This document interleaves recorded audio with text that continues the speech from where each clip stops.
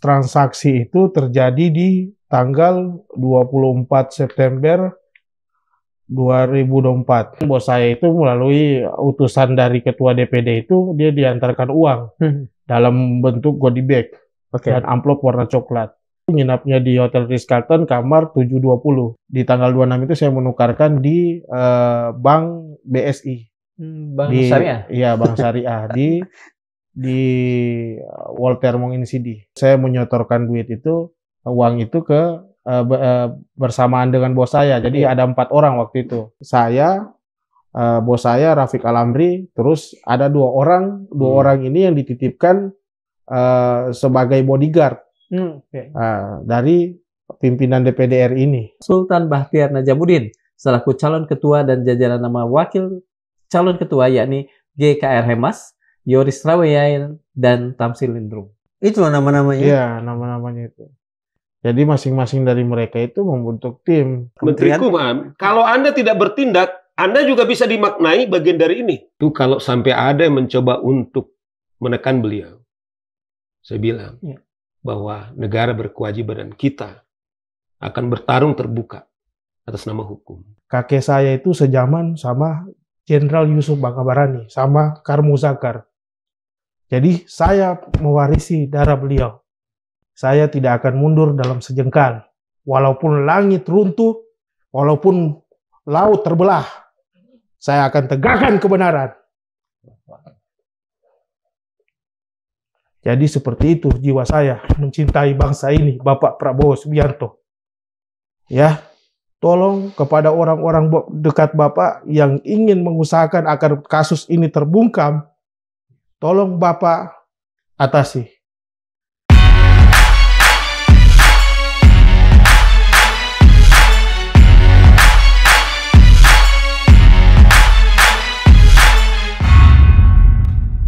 Bismillahirrahmanirrahim. Assalamualaikum warahmatullahi wabarakatuh.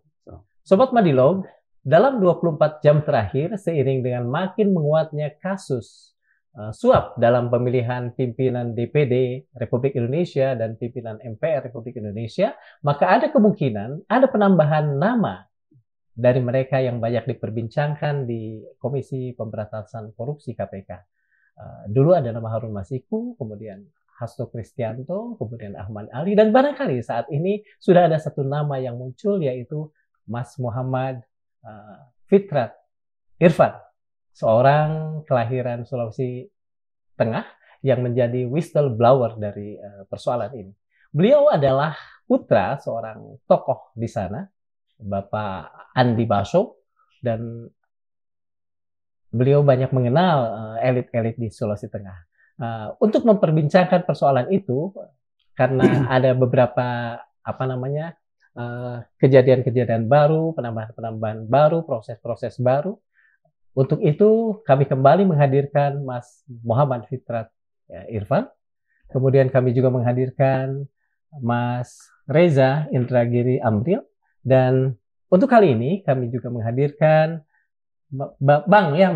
Bang Saur Siagian, seorang aktivis anti korupsi dan seorang penasehat hukum serta advokat. Saya pertama kali akan bertanyalah kepada Mas Irfan. Saya mendengar bahwa dalam 24 jam terakhir Anda juga banyak dihubungi, banyak diintimidasi kembali dalam persoalan ini. Ada beberapa pemirsa yang mungkin belum mengetahui lebih jelas atau katakan tidak mengikuti podcast yang kemarin. Silahkan diulang lagi kronologi penyuapan yang terjadi di kamar 720 Hotel Ritz-Carlton itu. Silakan. Ya, saya dengan Muhammad Fitrat Irfan dalam hal ini bertindak sebagai pelapor dari saudara inisial RAA, Rafiq Alamri, anggota DPD RI asal Sulawesi Tengah.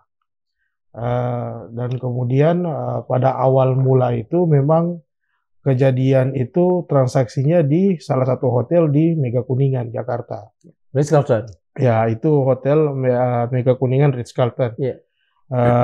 Proses transaksi itu terjadi di tanggal 24 September 2024.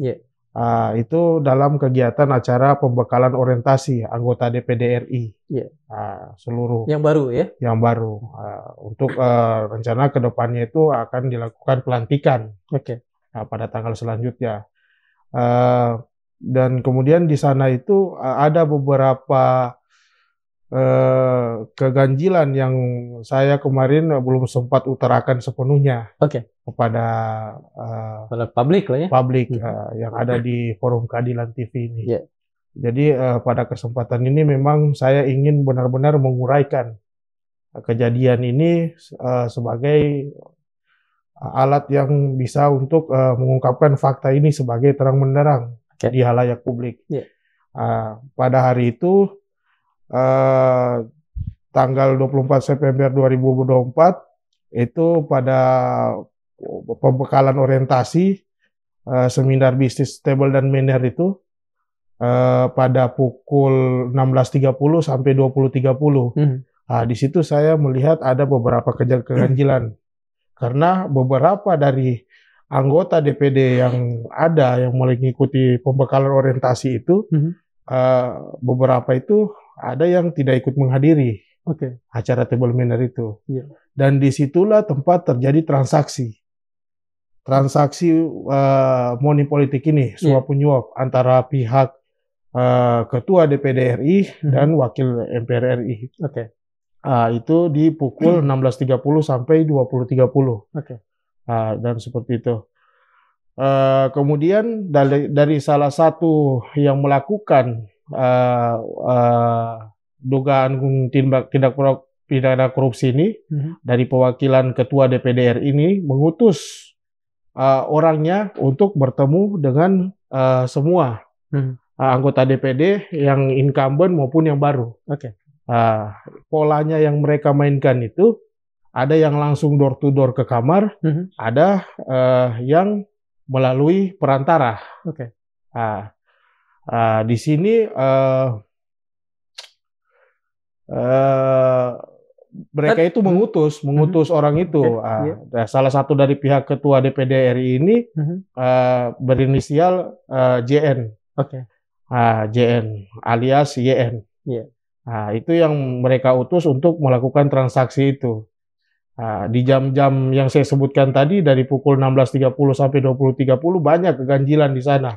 Ada anggota DPD RI yang mengaku dirinya sakit dan segala macam, tidak hadir pada ruangan itu. Acara resminya yang pelantikan orientasi itu. Dan saat itu terjadi tadi money politik itu.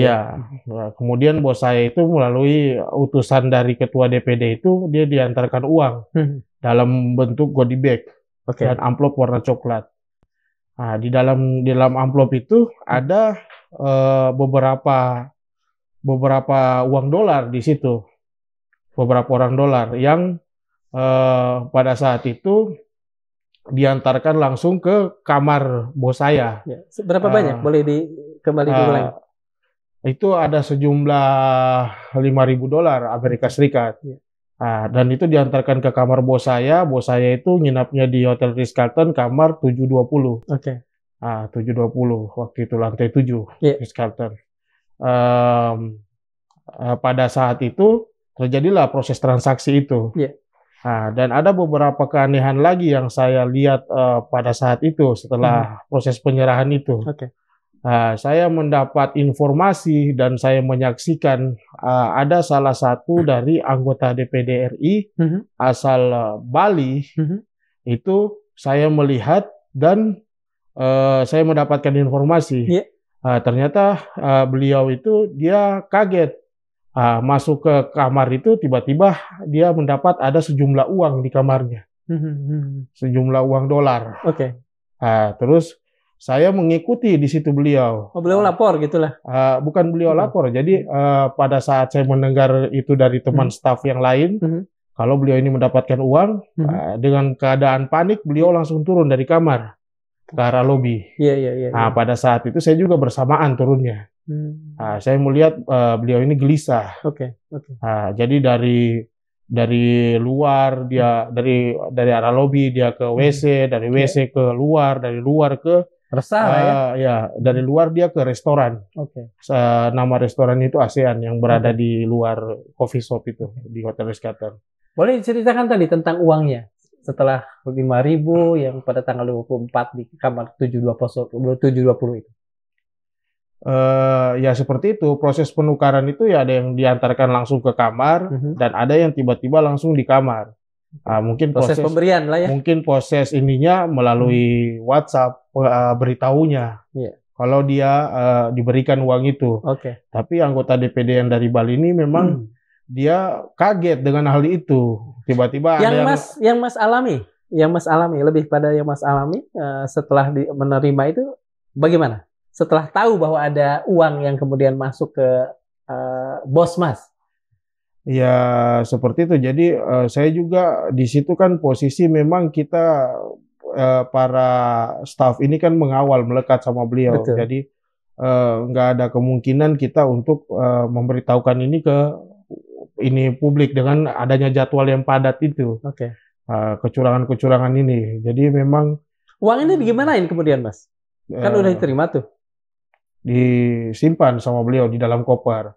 Pada saat itu saya keluar dari kamar dan istri kedua bos saya itu ada di kamar, jadi saya nggak bisa terus mendampingi. Saya ke bawah turun ke lobi, saya ketemulah itu anggota DPD dari Bali. Dia panik dalam panik bersama para stafnya.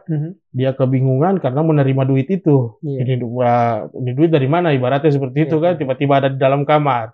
Kecurigaan saya ada pihak-pihak yang memang dari kesekretariatan DPD itu yang dugaan saya sementara dia terlibat dalam hal ini, dalam penyampaian uang-uang ini. Dengan kejadian tadi itu sudah yang dari Bali ini dia terima, dia kebingungan. Dia kembali ke kamar dan segala macam, dia tetap masih saja bingung. Pada saat itu ini uang dari mana? Sempat dia ada sejam 2 jam lah dia di ASEAN itu, dan saya di situ nongkrong ngerokok di situ waktu itu. Itu setelah itu selesai, kita lanjut ke kegiatan berikutnya. Pada tanggal 25 itu kita check out dari hotel pada jam 12. Kita check out dari hotel, masing-masing anggota dewan itu karena kegiatannya sudah habis untuk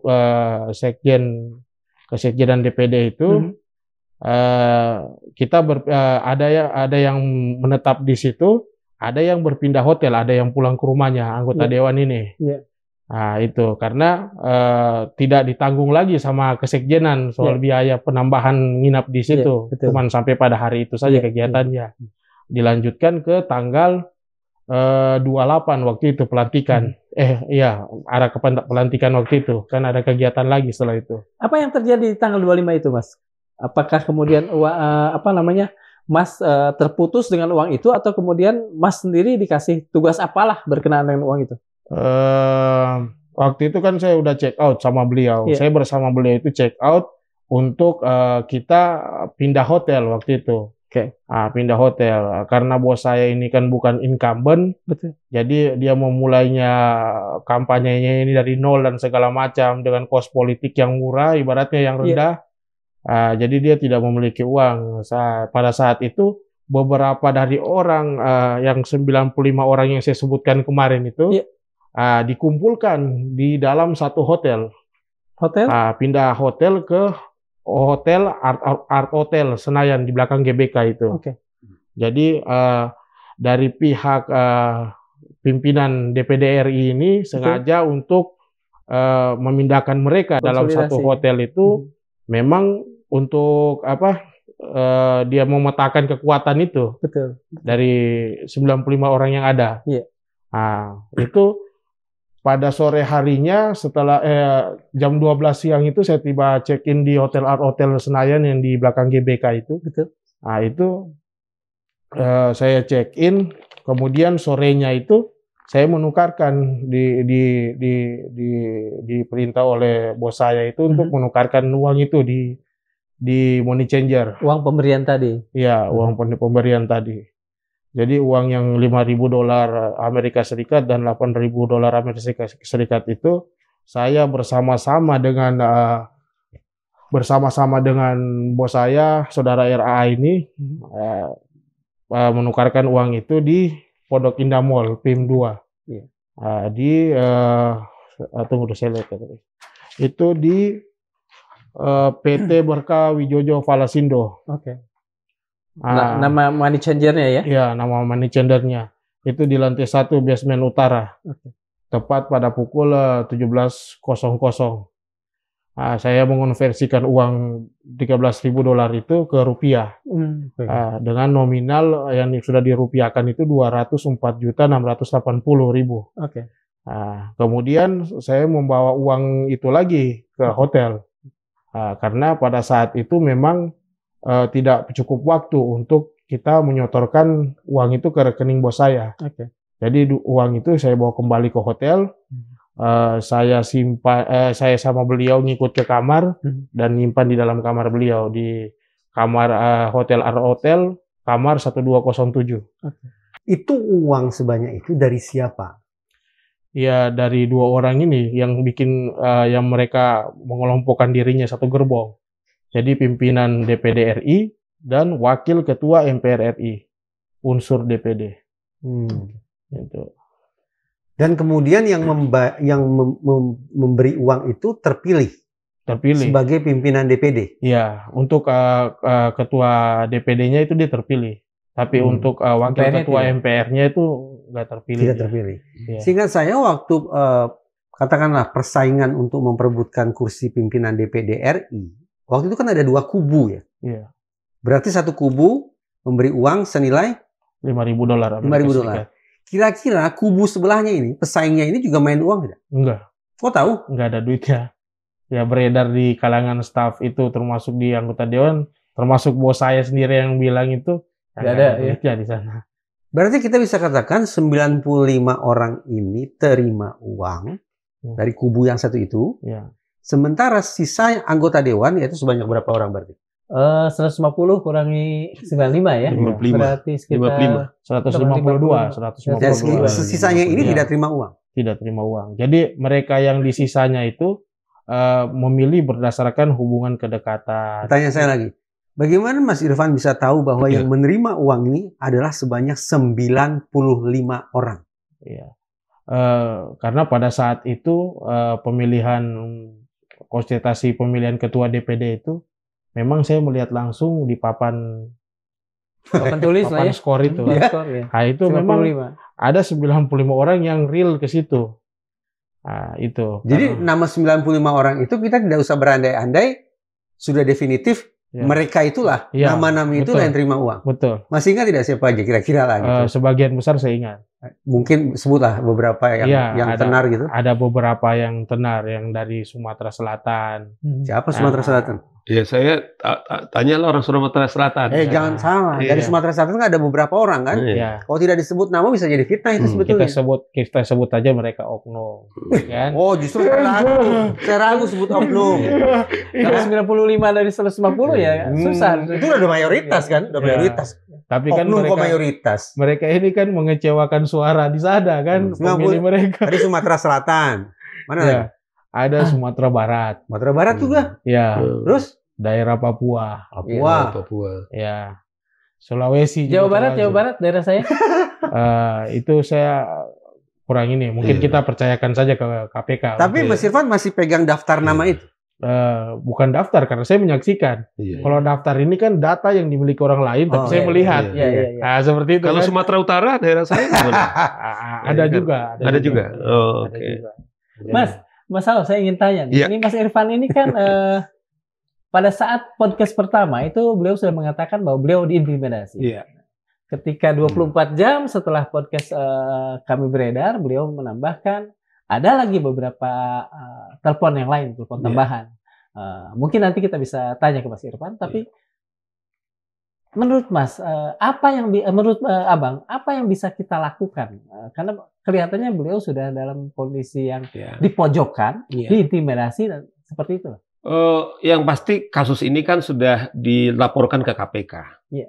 Artinya secara prosedur hukum bahwa Mas Irfan ini sebagai warga negara kemudian terpanggil dia yang menyaksikan ada dugaan untuk pelanggaran pidana korupsi khususnya.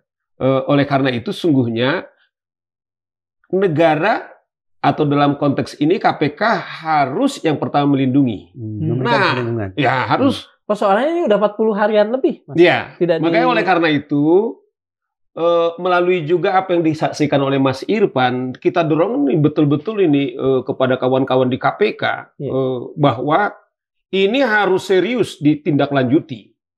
Kalau tidak, ya ini yang sering terjadi perlawanan balik kepada orang-orang yang betul-betul terpanggil dia untuk membuka modus-modus korupsi seperti apa yang dilakukan oleh Mas Irfan. Nah, oleh karena itu kita juga minta kepada orang-orang yang sampai banyak ancaman yang bisa dikenakan kepada beliau. Bahkan juga apa yang sekarang terjadi, yang tadi Kang Darman mengatakan Saudara Hasto Kristianto, dia bukan saja dijerat hanya pasal penyuapan, juga obstruction of justice. Kemudian juga intimidasi. Nah, oleh karena itu kami juga minta supaya orang-orang yang berani mencoba untuk melakukan pembungkaman. Artinya dia juga dimaknai bagian daripada pelaku korupsi itu sendiri. Jangan-jangan ini kan kita mewahnya ini kan kemudian menarik kalau seorang lawyer itu kan petunjuk satu dengan petunjuk yang lain. Artinya kalau ada orang berani meneror beliau, bisa dimaknai kelompok itu juga bagian daripada pelaku ini. Tapi sebenarnya ini subjektif ya. Iya. Menteror, mengintimidasi itu kan tafsiran kita. Sebetulnya perbincangannya apa? Di telepon itu sebenarnya perbincangannya apa? Yang lebih tegas gitu. Tapi sebelum nanti kita dengarkan dengan Irfan, Mas Reja, Kang Darman, ketika dia mencoba sudah juga merempet soal narasinya agak lembut atau mungkin ada yang sangat kasar, tetapi maknanya sama aja. Ya? Nah, namun saya setuju dengan Mas Reja, kita dengarkan sebenarnya apa narasinya, apa artikulasinya. Menurut saya juga itu perlu dielaborasi. Cuma saya juga berharap sebut nama lah gitu supaya gamblang. Jadi selain dari kemarin saya dikriminalisasi ada upaya kriminalisasi, ada upaya kriminalisasi di Polda Metro Jaya. Nah, itu saya mendapatkan intimidasi juga dari pihak-pihak ini, termasuk ada yang bujuk rayu juga. Kalau jangan sampai begini, jangan sampai begitu, nanti imbasnya ke sini. Kalau bisa kamu nggak usah cari panggung lah, seperti begini-begini kan, seperti itu. Ya banyak lah seperti itu. Cuman saya di sini kan memperjuangkan yang benar. Jadi memang kita, saya termasuk sama seperti yang Bapak ini katakan barusan. Bang Saur ya Bang Saur. Jadi saya terpanggil sebagai anak bangsa itu, saya terpanggil untuk ada andil untuk memperbaiki keadaan dari bangsa ini. Mas Irfan, saya mau meminta kepastian. Yang justru melaporkan balik Mas Irfan ke Polda Metro Jaya, itu dari mana? Dari Saudara Rafiq Al-Amri ini. Bahwa ada upaya yang untuk mempengaruhi proses penegakan hukum di KPK? Ada tidak? Ya, seperti yang saya ceritakan tadi, yang waktu saya ke Hotel Melia Kuningan itu. Nah, ini saya sebut lagi nama hotelnya. Kemarin kan saya pakai betul. Masih samar-samar. Nah, itu dari mana? Itu dari Kementerian Hukum. Yang ingin agar? Dia ngakunya dari Kementerian Hukum. Oke, dia ingin agar? Agar upaya pertama itu untuk didamaikan. Nah, karena ini menyangkut pimpinan, katanya begitu. Pimpinan DPD. Pimpinan kementerian. Itu. Damai itu konkretnya Mas Irfan diharapkan menarik laporan. Arahnya sih seperti itu. Sudah 2. Ya. Terus belum lama ada telepon berupa bujuk rayu. Ya, seperti itu. Dari mereka juga? Ya, dari petinggi-petinggi lah ibaratnya di petinggi di Sultan. Ya, saya dengar itu petinggi di Sultan. Oh, bukan dari RAA, bukan dari Kumham, Menkum. Dan ini pihak ketiga bukan dari itu? Ya, bukan. Tapi dia kerabat. Iya. Jatuhnya seperti kerabat. Untuk memastikan, dari jajaran birokrasi kah? Atau pengusaha kah? Atau politikus kah? Atau apa? Ke politikus. Saya pikir Mas Reja ini sangat serius loh. Oh iya, ini udah merambah kemana-mana. Melalui kesempatan yang sangat, saya harus mengatakan ini, sangat sakral ini, karena sudah fakta, kita dengar sendiri, termasuk saya mendengar, penyebutan petinggi Menteri Kumham, saya minta adalah Saudara Agus Supratno yang Menteri loh. Andi, Saudara Andi, sebagai sahabat saya, Anda harus tindak lanjuti ini.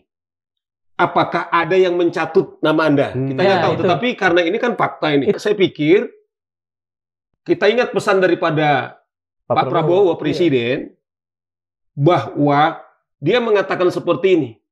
Kalau ada para koruptor, dia akan kejar kepada Antartika. Artinya adalah pasti dimulai daripada kader-kadernya. Nah, oleh karena ini sudah bergulir, yaitu pimpinan daripada Menteri Kumham. Kalau Anda tidak bertindak, Anda juga bisa dimaknai bagian dari ini.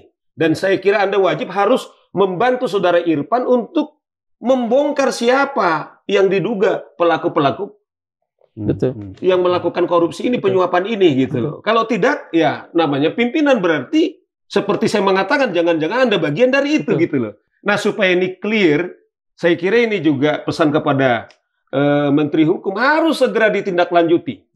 Apakah memang saudara menyuruh atau ada yang catut-catut namanya? Ini kan berbahaya. Walaupun pimpinan kan tidak serta-merta menteri. Itu masalahnya kan di situ, Pak Indra. Masalah kepemimpinan kan siapa nomor satu, kan problemnya di situ. Katakanlah kita nggak percaya beliau melakukan ini, tetapi ketika bicara pimpinan, dan dia wajib ya sebagai untuk menindaklanjuti ini, karena ini sudah bergulir fakta ini dalam menjadi diskursus di publik. Tanggal 26 Mas menceritakan bahwa ada setoran ke bank. Bisa diceritakan nggak soal itu? Iya, pada tanggal 26 itu tepatnya pada pukul 2 saya menukarkan menyetorkan uang itu yang saya konversikan kemarin di tanggal sebelumnya, tanggal 25 kan. 204 itu, sekian ya? Iya, saya di tanggal 26 itu saya menukarkan di Bank BSI. Bank Syariah? Iya, Bank Syariah di Walter Mong Insidi. Tapi kalau sudah masuk Bank Syariah tercuci itu. Itu sih normal.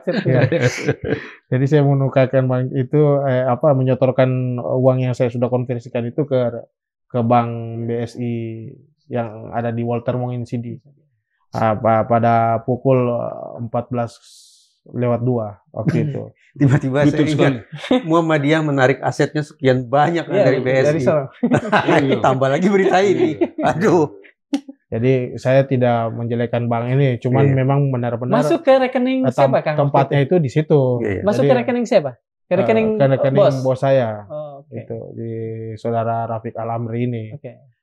Terus saya menyetorkan uang itu ke bersamaan dengan bos saya. Jadi ada 4 orang waktu itu. Saya, bos saya Rafiq Al-Amri, terus ada 2 orang. 2 orang ini yang dititipkan sebagai bodyguard dari pimpinan DPD RI ini. Jadi beliau mengawal memang benar-benar uang ini biar tidak ada yang kita khawatirkan OTT, tangkap tangan kan? Nah itu. Jadi memang dikawal betul uang ini sama beliau. Bang, saya ini masih terus terang, saya masih masih trauma dengan KPK di bawah ketuanya itu Firly Bahuri, Bang. Saya jadi terpikir gini, ini apalagi katanya sudah 40 hari kan ya, belum ada tindak lanjut. Diajak pula makan bakso. Pemeriksaan, tanda petik pemeriksaan atau penyerahan bukti-bukti susulan di warung bakso. Oleh orang KPK. Petugas KPK. Menurut saya janggal. Kenapa kita tidak berharap bahwa berkas itu juga diantar ke Jampitsus? Karena menurut saya, pada waktu-waktu belakangan ini, dari seluruh otoritas penegakan hukum yang tampak paling serius di mata saya dalam menangani kasus korupsi adalah Jampitsus, Kejaksaan Agung. Saya kira memang kita ada perasaan yang sama. Nah, gitu ya. Tetapi juga kesempatan ini juga memberikan kesempatan kepada kawan-kawan kita di KPK. Yang baru. Yang baru tentunya. Bahwa 4 tahun yang berdarah-darah itu dengan Firly Bahuri, kehancuran KPK. Tentu kan kita, memang ini dilematis di antara kita. Kalau katakanlah apakah lembaga ini mau kita tutup apa tidak. Tetapi kan kinerja beberapa hari terakhir ini misalnya dengan kasus yang tadi Mas Reja sebut, kata Hasto, ada beberapa penggeledahan. ada harapan. Dan saya juga minta kepada kawan-kawan di KPK. Saya mengatakan kepada kawan-kawan di KPK, ketika mereka terpilih, ini kesempatan momentum kepada mereka bahwa mereka bukan antek, bukan alat daripada penguasa, dengan kasus-kasus yang ada. Nah, saya kira apa yang dialami atau dilaporkan oleh Irfan kepada kawan KPK, ini adalah moment of truth. Sehingga kehancuran dalam era Firly, ini momen untuk mereka bangkit kembali. Dan survei terakhir, Mas Reja, saya kira ini menarik bahwa mereka juga sudah mulai dipercaya dari publik. Tetapi 40 hari, 40 hari itu. Kawan-kawan komisioner yang sekarang ini kemudian tidak respon, tolong juga ditindaklanjuti. Kalau saya tadi mengomentari soal, katakanlah ada yang mengaku-ngaku dari Kumham, tinggi. Menkum. Apakah ini juga jangan-jangan pola yang sama? Artinya apakah kemudian sudah identik yang dibilang Irfan itu dari KPK? Kawan-kawan di KPK ini, tolong ditindaklanjuti. Yang mengaku dari bagian? Ya, Kementerian Hukum. Enggak, yang dari KPK yang dibilang 2 orang di Bakso tadi itu. Bagian apa katanya? Humas. Iya, Bapak-bapak, teman-teman saya di KPK, tolong ada orang mengaku 2 orang menemui beliau. Apakah ini sesuai dengan SOP? Dan saya minta supaya ini ditindaklanjuti. Kalau tidak, saya bilang bahwa KPK lagi seperti apa yang terpikir oleh Mas Reja, supaya ini dibawa ke Pitsus. Kalau menurut saya, mumpung Irfan sudah kemudian menggulirkan ini, kita dorong betul. Termasuk juga melalui dialog kita hari ini. Jangan-jangan yang kita nggak tahu, jangan-jangan masih ada orang-orang, Mas Reja, yang kita bilang yang masih beroperasi seperti dalam kepemimpinan Firly Bahuri, yang mungkin bekerja. Artinya kita juga memberikan kesempatan mereka untuk juga menindaklanjuti ini. Kalau tidak, ya itu kita dorong. Ini juga bagian daripada bisa dijerat obstruction of justice juga, menutup-nutupi seperti juga Firly yang juga diduga untuk melakukan obstruction of justice dalam kasus Harun Masiku. Gitu loh. Saya tetap pada saat ini masih ke KPK. Izinkan saya mungkin Mas Reja, saya bisa paham, sepaham-paham. Masih saya memberikan kepercayaan. Iya, ketepatan kan mungkin kenapa Irfan kemudian memilih itu. Saya juga termasuk, makanya saya juga minta juga teman-teman di Kapolda, khususnya Mas Karyoto, sahabat seperjuangan saya. Anda adalah korban daripada apa yang terjadi di KPK era Firly. Berkenaan dengan Pak Karyoto yang di Polda, saya ingin mungkin mengangkat satu hal ya. Ketika kasus ini digulirkan di KPK, Mas Irfan kemudian dilaporkan ke Polda Metro Jaya. Saya teruskan. Ketika dilaporkan, dalam beberapa hari kemudian ada panggilan dan lain sebagainya yang dirasa oleh Mas Irfan cepat sekali sebagai sebuah bentuk kriminalisasi lah katakan saja, sebuah bentuk juga perlawanan dari siapa yang dia laporkan. Nah, kalau Bang Saur sendiri melihat, apakah ini memang respon yang bagus dari polisi, cepat bereaksi terhadap laporan publik, atau seperti yang dirasakan oleh Mas Irfan, memang ada kriminalisasi? Kita sebenarnya, saya kenal betul saudara Karyoto ini. Dia juga termasuk korban daripada kepemimpinan Firly Bahuri. Jadi dia bisa merasakan apa yang dirasakan oleh Irfan. Saya tidak menggurui beliau, cuman mengingatkan saya kembali. Ya, kalau ada sudah proses pidana yang setelah dilaporkan kepada para penegak hukum konkretnya, kemudian di KPK, kawan-kawan di Polda itu harus menindaklanjuti dulu soal dugaan korupsinya. Nah, oleh karena itu saya minta, saya percaya betul nih, Mas Karyoto sebagai Kapolda, saya harus katakan teman kami seperjuangan karena dia adalah korban daripada Firly Bahuri. Supaya ini tolong diperhatikan. Saya khawatir apa yang terjadi di teman-teman aparat pemerasan yang waktu konsep BYD. Dan itu ternyata kita lihat, ternyata Kapolda tidak tahu, makanya mereka dipecat. Ditindak tegas, termasuk juga Kasat Serse yang memeras 2 atau 17 miliar itu segera dipatsuskan dan Jakarta Selatan ya. Polres Jakarta Selatan. Nah, artinya gini loh, kawan-kawan ini juga sedang dibabat juga, sedang dibantai oleh kasus anak-anak buahnya. Saya pikir apalagi soal kasus ini, saya tahu betul Mas Karyoto kemudian pasti dia paham. Nah, oleh karena itu tolong kepada anak-anak buahnya, jangan sampai kemudian menambah lagi citra buruk. Saya malah mendorong harus diberi effort perlindungan yang maksimal kepada beliau ini untuk membongkar yang menurut saya bukan soal 240 juta seperti Bang Reza bilang. Kalau pada awalnya transaksi kemudian sudah diperjualbelikan, ada apa harapan kita 5 tahun ke depan?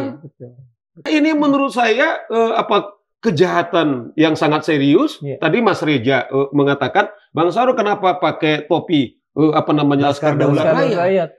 Saya sengaja memang ini buat bintang 5 di Laskar Daulat Rakyat, dan saya pakai dia di atas kepala saya. Saya ingatkan kita semua, even presiden, apalagi DPD yang mengaku mereka bukan daripada partai yang kita harapkan lebih bersih karena tidak ada setoran uang kepada partai.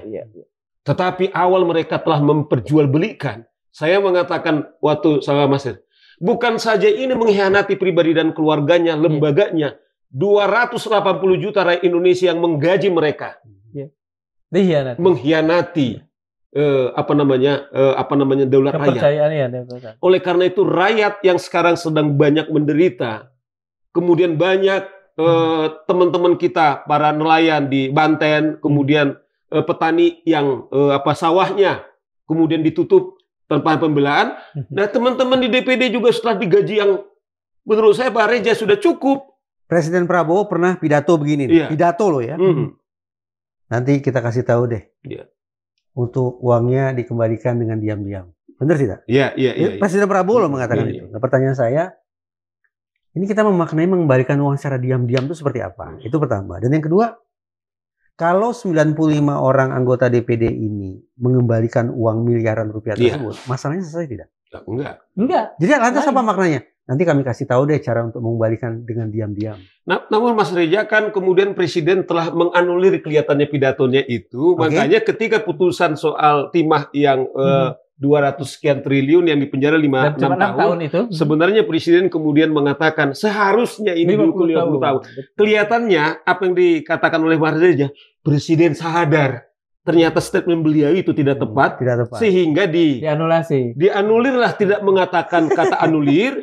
Kemudian bagaimana kegelisahan beliau, kebencian beliau, karena saya berbicara dengan orang dekatnya. Beliau. Beberapa kali Prabowo ketika bicara korupsi, dia pernah katanya menetes air mata di depan kawan-kawan tersebut, karena bagaimana dia gerahnya, Indonesia ini kaya, alam kita kaya, tapi dirampok oleh orang-orang yang bertanggung jawab. Dan kelihatan Presiden sejauh ini kemudian dia ingin memberantas. Dan Pak Presiden, saya kira Irfan, dia sekarang tampil sebagai martir untuk membuka ini, nggak tanggung-tanggung, bukan soal 95. Betul.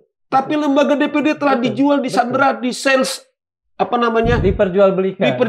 Kalau diperjualbelikan yang kalau jual murah itu apa namanya? Diobral. Udah diobral. Dan itu menurut saya... Ini saya ingin bertanya ke Pak Reza soal diobral ini ya. 95 dari katakan 152 anggota DPD itu disebutkan oleh Bang Irfan sudah mengobral. Bagaimana sih secara psikologis orang banyak yang tahu sisi moral itu kemudian bersatu justru melawan moralitas mereka sendiri? Secara psikologis. Pertama ya, saya menentang habis-habisan penggunaan kata oknum. Ya, saya juga tidak setuju tadi. Kenapa? Kalau pakai kata oknum, ini teori yang sering dipakai oleh otoritas penegakan hukum adalah itu kan sedikit, tetap lebih banyak anggota kami yang baik. Berarti tetap lebih banyak anggota dewan yang baik. Nah, kalau teori itu dipakai, sudah terpatahkan dengan sendirinya. Mayoritas, tadi sudah beliau katakan. Jadi kita tidak sedang bicara tentang apel busuk nih. Tapi kita bicara tentang gentong yang sudah rusak parah. Betul. Rotten barrel istilahnya. Jadi kita tinggal berhadapan dengan pilihan, kita masih tetap ingin memotret masalah di DPD ini sebagai bentuk apel busuk, ataukah kita ingin memotretnya sebagai ini loh, gentongnya yang memang sudah rusak separah-parahnya. Itu poin pertama. Yang kedua, pertanyaan Kang Darmawan itu selalu diajukan ke orang psikologi. Kira-kira apa sih yang berlangsung dalam diri orang ini gitu ya? Saya katakan, tidak ada yang istimewa, tidak ada yang luar biasa, tidak ada yang abnormal. Ini adalah perilaku normal, tanda petik perilaku normal, bukan perilaku yang tidak waras, tapi justru dilatar belakangi oleh kewarasan sekaligus kejahatan manusia. Kalau ditanya penyebabnya apa? Kata kuncinya cuma satu, kepentingan. Kepentingan yang menyimpang, kepentingan yang berada di luar hukum dan seterusnya. Tapi saya tidak akan mengunci masalah ini sebagai masalah individu atau masalah anggota DPD loh. Saya tetap menuntut adanya pertanggungjawaban dari lembaga itu sendiri. Sehingga sempurna sudah ada 2 poros yang harus kita bahas. Poros yang sifatnya horizontal, yaitu individu per individu, dan poros yang sifatnya vertikal, yaitu organisasi di mana individu-individu itu berada. Ya. Nah, kalau kemudian kita bahas tentang apa kontribusi DPD bagi terjadinya peristiwa ini, kemungkinannya hanya 2. Satu, pengawasan itu memang tidak jalan. Sekarang saya tanya, di DPD ada badan kehormatan tidak? Ada. Kira-kira jalan nggak? Ya kalau seperti itu terjadi tidak jalan. Dan sejauh ini kita belum menyimak adanya tanda-tanda bahwa pengawasan itu akan dijalankan. Dan mereka bersuara juga kita kan belum mendengar juga. Dan juga hitung-hitungan saya berat lah bagi badan kehormatan jalan. 95 mayoritas. Satu. Yang kedua, ini kebiasaan buruk juga nih. Istilahnya adalah curtain code, kode tirai. Bahwa sesama anggota ketika mereka melakukan penyimpangan bahkan kejahatan, kecenderungannya saling tutup. Ya, saling tutup. Karena itu tadi saya tanya ke Bang Saur. Ini kalau kita balik nih. Anggaplah 95 orang itu bertobat. Terus memutuskan mengembalikan uangnya ke negara. Masalah hukum tidak selesai. Tidak selesai. Dengan pengembalian uang itu bukan berarti menghilangkan kejahatannya. Tetapi pidanya tetap dijalankan. Nah, oleh karena itu menurut saya kesempatan ini saya kira kita juga harus melindungi juga katakanlah yang tidak bagian kejahatan ini. Betul. Saya dorong juga teman-teman yang menurut Irfan nih tidak terima tidak terima juga mengambil bagian bersama-sama untuk kasus ini dibongkar. Kalau tidak seperti Mas Reja bilang bahwa 95 atau berapa orang ini kemudian telah menjual juga, betul ya. Karena memang lebih dari 50%. Atau contoh dari fakta yang diceritakan oleh Mas Irfan. Ada anggota DPD dari Bali. Dia katanya muter-muter resah. Saya kira jangan-jangan begini Mas Rijak. Ini kan harus kita mencoba untuk memporsi ini. Jangan-jangan dia juga tidak mau terima tapi bingung. Karena uangnya sudah keburu. Udah tiba-tiba di kamar. Di kamar gitu. Oleh karena itu menurut saya sebelum Mas Reja, teman yang dari Bali ini karena kita juga harus lindungi, juga harus bersuara. Di mana uang itu sekarang? Ya kan bila perlu memang karena sudah terlambat untuk itu masuk gratifikasi. Tetapi dia juga saya kira harus juga bersuara. Kalau tidak, jangan salahkan Irfan untuk memasukkannya ke dalam 95 ini. 95 ini. Jadi kalau memang tidak 95 ini, katakanlah bukan tidak mungkin. Menurut dugaan saya Mas Rija. Yang 95 ini jangan-jangan ada juga yang murni tidak dapat duit. Nah, sekarang saya balik pertanyaannya. Terkait dengan anggota DPD dari Bali tadi. Anggaplah dia muncul ke publik. Dia sampaikan bahwa saya tidak ambil bagian dalam 95 orang itu. Tapi faktanya, saya berimajinasi uang sudah masuk ke kamar. Uang sudah dibawa pulang. Uang sudah ditransfer. Kendati masih utuh di rekening bank, dia kena pidana tidak? Kena. Karena melampaui kecuali dalam 14 hari kemudian dilaporkan ke KPK. Dan ini 40 harian. Ya udah 40 hari memang. Tetapi menurut saya begini. Karena ini kan soal harga diri kan kita bilang bicara yang 95 ini yang kita bilang mengapa ini sangat serius bukan soal 95 tapi awal anggota DPD yang teman-teman ini sedang berjuang bahwa mereka lebih representatif atau senator dibandingkan House of Representative karena mereka kemudian tidak harus menghamba kepada partai. Tiba-tiba ketika mereka mengemis supaya wewenang mereka kemudian ditambah tersandera dengan model begini. Bang, begini Bang, saya ingin tanya nih. Ini 95 dari 152. Kan itu lebih dari setengah. Artinya ini, apakah kemudian tidak cacat di awal-awal ini tidak kemudian bisa membuat lembaga DPD itu harus dipilih kembali atau gimana? Nah, itu kan soal ketatanegaraan. Nah, oleh karena itu kita dorong betul nih. Kan Irfan membantu kita, artinya membantu publik nih. Untuk sementara ada sekian. Dan alhamdulillah kan dia melihat secara fakta yang memilih ketua terpilih. Nah inilah kesempatan kecepatan daripada pimpinan KPK penegak hukum untuk menindaklanjuti ini. Sehingga apakah 95 atau lebih dari 95 atau kurang daripada 95. Tetapi dengan demikian jangan-jangan ada orang sebenarnya tidak memberikan atau tidak menerima uang dari tapi bisa tersandera. Iya betul. Ya kan. Nah, begitu juga pertanyaan Kang Darman. Kalau tidak seperti ini, saya percaya nggak akan pernah orang percaya kinerja DPD selama 5 tahun dengan kasus ini. Atau mereka akan saling saling curiga satu dengan yang lain. Udah pasti tidak akan bisa produktif mereka untuk melakukan kerja-kerja mereka selama 5 tahun ini. Boleh nggak saya jadi agak ragu dengan testimoni Mas Irfan sendiri? Mas Irfan. Pertama begini. Pada sisi mana? Tadi dikatakan bagi-bagi uang itu berlangsung tanggal berapa? 24. Tanggal 24 September ya, 2024. 25. Hah? 2024 dong. 25 itu 25 check out dari iya, hotel. dibawa ke Pelantikan tanggal berapa? Tanggal 1 Oktober 2024. Iya. Mereka belum pernah loh ketemu sebelumnya. Bagaimana kemudian mereka bisa membuat pemetaan, oh ini kubu saya, oh itu kubu seberang. Iya. Karena dilantik baru tanggal 1 Oktober. Ya. Masa sebelum dilantik sudah hengki-pengki? Agak sulit bagi saya membayangkan ada sekian ratus orang sudah langsung berkenalan dan sudah bisa melakukan pemetaan. Itu bagaimana caranya? Jadi seperti ini, saya buka aja di media. Seperti ini. Jadi masing-masing dari mereka itu kan diwakili oleh pihak-pihak yang udah incumbent. Ini ada 2 kubu atau bagaimana? Bukan dari situ. Dari satu kubu ini. Satu kubu ini. Jadi mereka punya utusan juga untuk wilayah barat, kamu yang koordinir masalah ini. Ini kubu yang kemudian mendapatkan kursi pimpinan, yang menang. Iya. Siapa saja sih? Kan dari 4 wakil ketua itu, wakil ketua dari saudara yang terpilih ini, itu ada andil semuanya. Jadi ada andil semuanya. Saya jadi penasaran siapa aja ini kan? Nah, wakil ketua DPD RI. Wakil ketua DPD RI. Masing-masing dari mereka itu ada yang mengkoordinir. Oh, kamu untuk wilayah barat kamu yang atur. Untuk yang muda-muda kamu yang atur. Untuk ibu-ibu yang ini kamu yang atur. Itu sebelum mereka terpilih kan? Sebelum yang 4 orang ini juga terpilih kan? Nih, Kang Darmawan. 2 kubunya nih ada di sini nih. Coba Kang Darmawan baca. Dalam daftar pimpinan tersebut ada 2 pihak yang bakal memimpin DPD, yakni A.A. Lanyala Mataliti sebagai calon ketua dengan jajaran nama calon wakil ketua Nono Sampono. Bentar dong, pelan-pelan. Nono Sampono, Elviana, Andi Muhammad Ihsan, serta nama Sultan Bahtiar Najamuddin selaku calon ketua dan jajaran nama wakil calon ketua, yakni GKR Hemas, Yoris Rawayain, dan Tamsil Lindrung. Ya. Itu nama-namanya? Iya, nama-namanya itu. Jadi masing-masing dari mereka itu membentuk tim. Untuk wilayah barat kamu yang atur. Ini nama orang yang selama ini saya anggap orang baik nih, terus, Bang. Terus kan? Jadi tunggu dulu Bang Riza. Nah, ini yang saya belum buka di sini. Jadi saya melihat di sini ada rasa kekecewaan dari saya pribadi. Karena saya pribadi juga kan bergerak di salah satu majelis keilmuan dalam agama.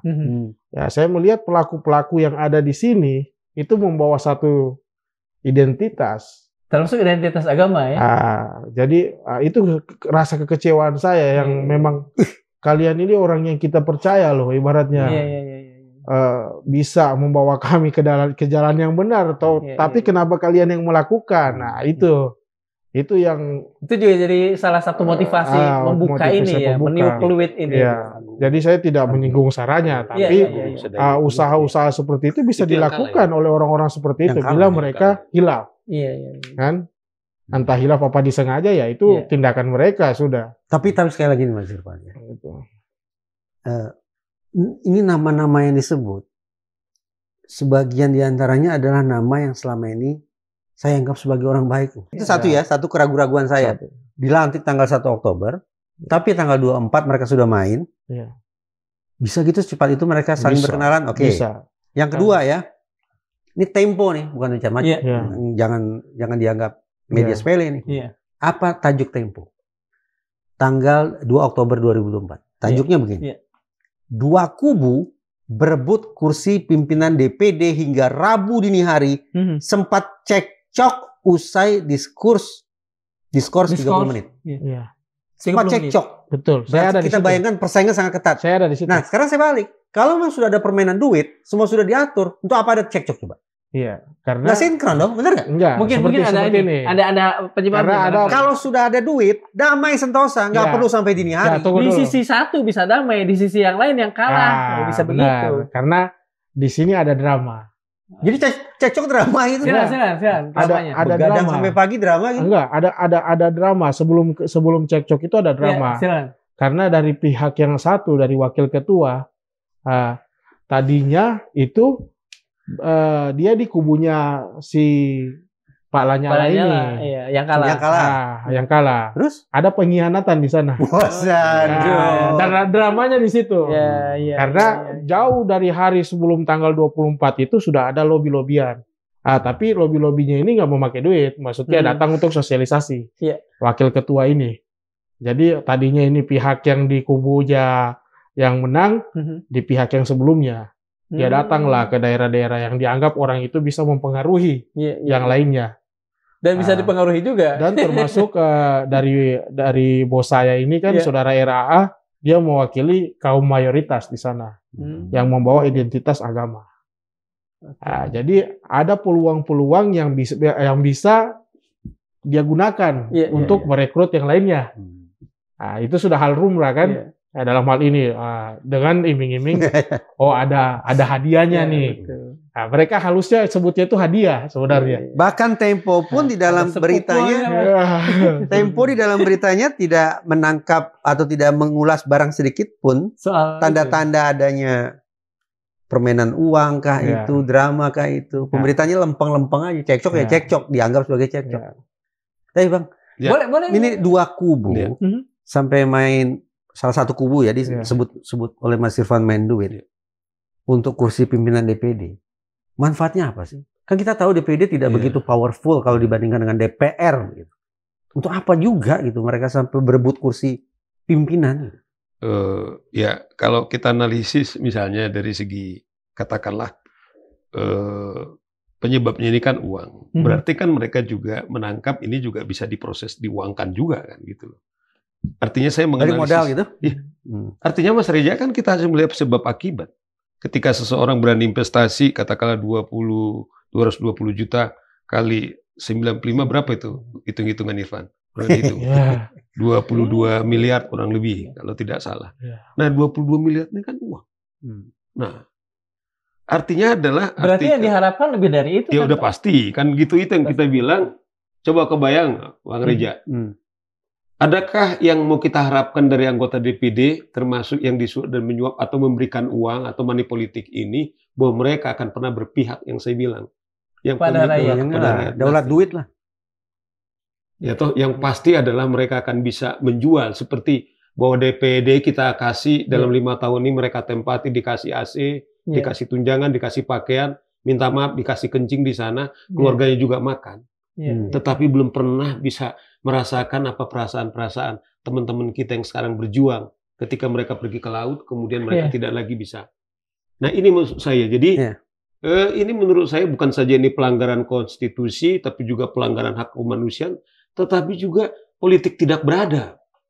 Tidak beradab. Ini bukan dari politik demokrasi yang kita harapkan ketika DPR kita kritisi muncul supaya ada DPD lebih aspiratif daripada kita selama ini bertarung melalui parlemen semata-mata. Tapi ada senator yang lebih langsung melayani rakyat. Tetapi kita dipertontonkan. Untuk DPD yang notabene tidak terlalu powerful saja begini, boleh tidak saya berspekulasi bahwa lembaga negara lain yang lebih powerful, lembaga perwakilan rakyat lain, permainannya lebih ganas lagi? Mas Reja, ketika Mas Reja ini katakanlah berbicara, Ketua DPR Setia Novanto itu masih ditahan ya karena itu yang dulu. Maksud kita kan kita bicara kelembagaan, dia kan Ketua DPR saat itu ya. Artinya kan kalau seorang analisis hukum kan bicara presiden. Ya toh? Nah, katakanlah yang kalau KPK kemudian mensurvei orang yang paling banyak korban atau pasiennya daripada KPK ya teman-teman di DPR itu. Ini sudah tidak bisa terbantahkan. Cuman yang kita sedih, keinginan rakyat, keinginan presiden yang setiap hari teriak-teriak untuk kita bersih, termasuk apalagi kita di DPD, malah mereka ini yang mempertontonkan tidak tanggung dengan kasar gitu. Berarti ekspektasi kita sudah mati dini ini? Ya, saya pikir itu yang kita harapkan, kematian itu akan sempurna kalau teman aparat penegak hukum, Irfan sudah datang. Dengan saya bayangkan dengan segala pengorbanannya, dengan risiko yang termasuk tadi, dia telah diteror melalui telepon, dipanggil oleh tokoh-tokoh yang kemudian mencoba untuk memberi warna, dilaporkan ke polisi. Ini tidak mudah. Nah, makanya saya bilang negara, presiden harus berpihak, KPK, Menteri Hukum juga harus berpihak kepada dia, kecuali ya mungkin dia juga ada bermain atau pimpinan, siapa yang mengaku pimpinan tersebut. KPK juga ada 2 orang mengaku, atau mereka mengutus orang, jangan-jangan KPK apa yang keraguan dari Mas Reza supaya dibawa ini ke Pitsus. Nah ini kan kalau tidak maksimal ini, semua lembaga-lembaga yang quote-quote mereka ini telah mati dalam kepemimpinan Firly Bahuri sebelumnya, akan lebih sempurna lagi bahwa mereka ini kemudian menyempurnakan kematian itu sendiri. Nah, saya percaya, saya masih memberikan harapan. Seperti juga kita harapan presiden yang baru yang terus lantang berbicara korupsi, ini mau menostrad karena menyangkut 95 orang diduga. Karena ini proses diduga. Nah, bukan tanggung jawab beliau lagi ini proses dari laporan ini, tetapi KPK kemudian dengan bila perlu bekerja sama dengan Polda Metro untuk mengungkap ini, tetapi bukan malah mempercepat kasus yang di sana. Polisi, aparat penegak hukum, Bang, teror misalnya, ya dia harus dilindungi. Bang, begini, apakah saya ingin solusi yang lebih tegas dari Abang dan juga dari Kang Reza terhadap lembaga DPD ini, karena dari awal sudah indikasi bahwa busuknya itu kuat. Apakah yang kepemimpinan dan keanggotaan yang sudah ada ini boleh berjalan 5 tahun atau gimana caranya yang lebih tegas? Nah, kalau dari segi aspek hukum, ya kalau kan ketika mereka kemudian bersumpah, demi Allah saya bersumpah kepada Undang-Undang Dasar, dan kalau seorang anggota DPD yang telah kemudian diancam dan telah sah untuk melakukan tindak pidana, ya dia sempurna mengundurkan diri atau kalau bahasanya dipecat, ya kan? Nah otomatis ketika dia dipecat dia tidak berhak lagi. Nah ada cerita yang bagus apa yang dialami oleh anggota DPD Irman Gusman, ya toh? Waktu itu ya kan kemudian waktu kemarin itu waktu dia di DPD, kemudian dia sempat pencalonannya tidak diizinkan karena pernah dia sebagai terpidana korupsi kasus di KPK. Nah, ternyata dia PK, dia menang. Dia gugat kembali dan pemerintah atau melakukan pemilu khusus kepada beliau dengan mengeluarkan kalau tidak salah hampir 100 miliar untuk satu DPD. Maksud saya, Kang, apalagi ini 95.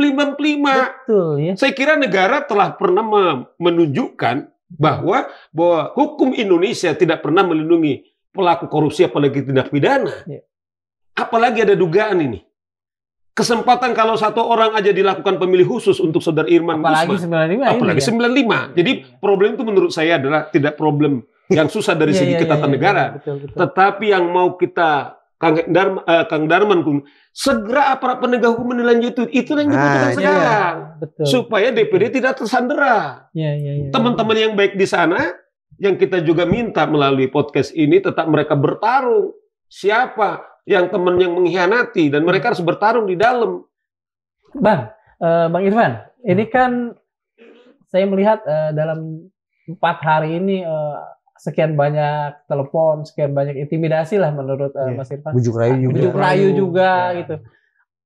Anda takut dengan semua ini? Atau misalnya pada suatu saat Anda akan memilih bujuk rayu lah karena mungkin lempar handuk ya? Iya, lempar handuk dan lumayan juga gitu kan. Saya punya pesan khusus kepada Bapak Prabowo Subianto. Kirim pesan. Saya minta ini jangan dipotong. Iya, enggak, silakan. Enggak ada yang dipotong ini.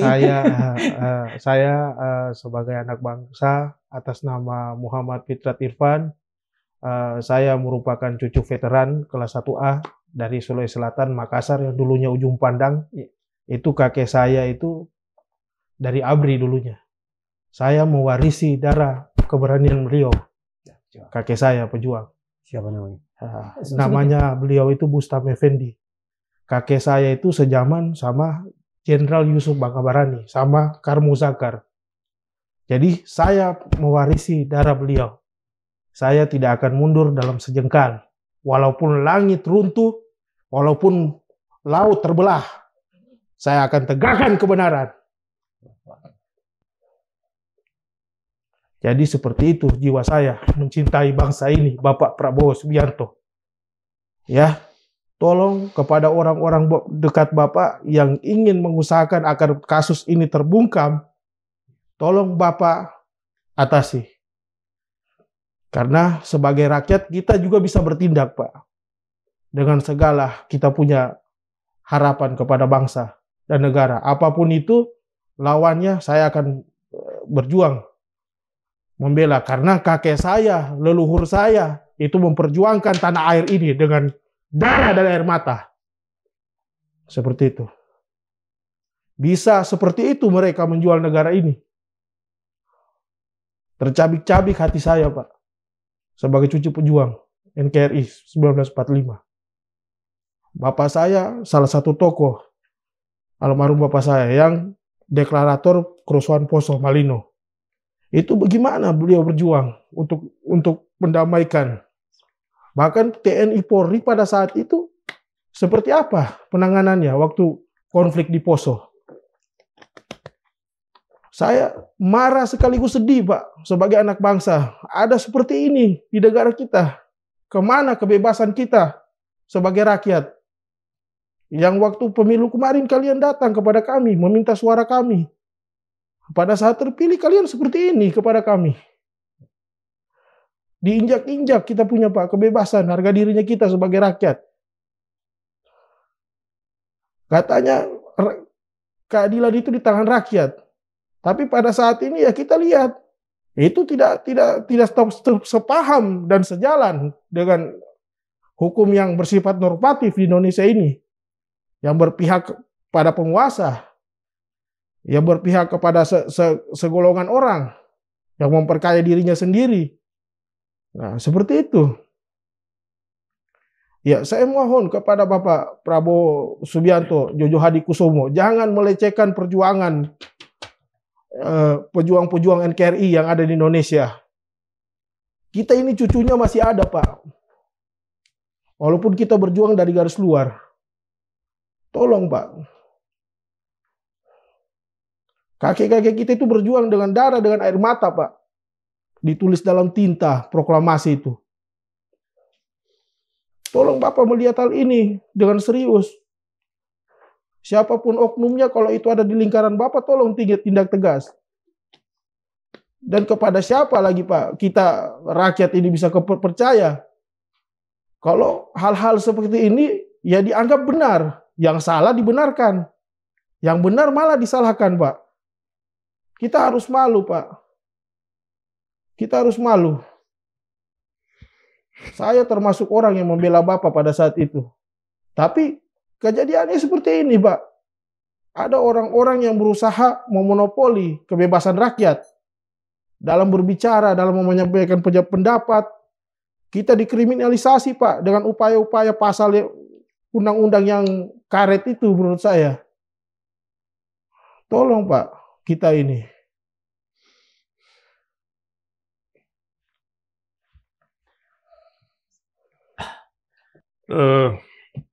Saya termasuk yang beruntung diundang oleh Madilo Forum Keadilan bersama dengan Mas Irfan. Kita mendapatkan kemewahan masih ada warga dengan segala risikonya untuk membuka ini ke aparat penegak hukum. Tadi sudah menyebutkan presiden dan saya kira itu yang paling tepat. Tapi saya ingatkan juga siapapun melalui program ini. Anda jangan pernah pengkhianat kepada 289 juta rakyat Indonesia yang telah memilih suara di daerah masing-masing. Mereka sedang mengkhianati suara-suara daripada Anda. Oleh karena itu, kalau sampai ada yang mencoba untuk menekan beliau, saya bilang bahwa negara berkewajiban dan kita akan bertarung terbuka atas nama hukum. Dan kita minta juga karena fakta, uangnya berapa, hotel di mana, saya kira jamnya juga ada. Dan dengan bukti yang ada. Saya kira ini fakta hukum yang sangat kuat. Sekarang saatnya kemudian aparat penegak hukum, teman-teman di KPK, supaya Irfan ini kemudian maksimal melakukan testimoni seperti kita dengarkan. Kemudian tetap punya vitamin dan energi untuk mengharapkan apa pidato-pidato presiden. Harapan kita semuanya. Dan ini saya kira para penegak hukum harus cepat untuk melakukan tindakan. Dan kawan-kawan di Polda ingat, ini adalah dugaan tindak pidana. Anda wajib untuk melindungi dia, berikan kesempatan laporan yang dilakukan. Kalau memang ada aparat yang di bawahnya coba main-main, seperti sudah ada beberapa orang mencoba, saya minta mereka tiarap. Kalau mereka cinta kepada rakyat Indonesia atau menghargai presiden yang sekarang ini, kecuali Anda betul-betul begitu pede untuk menjadi lawan rakyat Indonesia. Itu saya kira. Jadi Irfan, saya bangga kepada kamu, maju terus. Saya kira rakyat Indonesia bukan saja kami, akan bersama dengan Anda. Dan saya kira presiden juga dan Kumham, fungsi Anda dalam menegakkan hukum, bukan sebaliknya untuk menutup-nutupi. Ya, terima kasih. Pak Reja, silahkan. Saya justru ingin menyampaikan pesan ke 95 anggota DPD tentang strategi hukum yang mungkin perlu mereka pakai. Jadi saya berbaik hati nih, saya kasih kisi-kisi nih. Sekiranya benar 95 orang anggota DPD itu betul-betul main duit, seperti tadi Mas Irfan katakan, jangan pernah berpikir untuk bebas dari pidana. Jangan berpikir untuk vonis tidak bersalah. Tetapi target hukumnya adalah peringanan hukuman. Caranya bagaimana? Muncul segera ke publik, sampaikan pengakuan, kembalikan uang yang menyimpang itu. Targetnya itu, meringankan hukuman, bukan lepas dari hukuman. Sobat Madilog, kita telah mendengarkan apa yang tadi diutarakan Bang Saur, Mas Reja, dan terutama Mas Irfan. Tidak sekedar keinginan, itu adalah tekad. Dan kita semua sadar bahwa itu adalah tekad kita semua. Kita mendiami tanah ini. Tanah yang tadi kata Kang Irfan, dibesarkan, dibangun dengan darah dan air mata. Maka kita akan tetap mau membayarnya dengan darah dan air mata agar tanah ini bisa menjadi tanah yang berkah. Tanah Indonesia. Assalamualaikum warahmatullahi wabarakatuh. Kita ketemu luar biasa.